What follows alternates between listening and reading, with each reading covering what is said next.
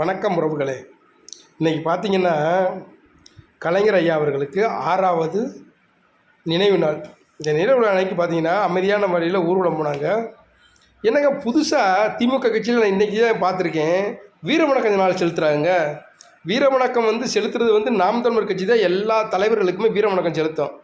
ஆனால் இந்த ஐயா மு.க.ஸ்டாலின் அவர்கள் திமுக கட்சியில் இருக்கவங்க எந்த தலைவருக்காச்சும் வீரவணக்கம் செலுத்தி பார்த்துருக்கீங்களா? இன்றைக்கி நடந்திருக்குங்க சம்பவம். அப்புறம் என்னென்னு பார்த்தீங்கன்னா, இன்றைக்கி அமைச்சர் தென்னரசும் KKSSR அவர்களுக்கும் கேஸிலேருந்து இந்த சொத்துக்கு வழக்கு கேஸ் நடந்துக்கிட்டுச்சுல, அதில் விடுவிக்கிறதாக முதல்ல அறிவிச்சிருந்தாங்க. இப்போ இன்றைக்கி என்ன சொல்லியிருக்காங்கன்னா, கேஸ்லேருந்து விடுவிக்கலை, கேஸ் மேல் கோர்ட்டுக்கு ஹைகோர்ட்டுக்கு மேலே கொண்டு போயிருக்காங்க, தொடரும் அப்படின்னு இருக்காங்க.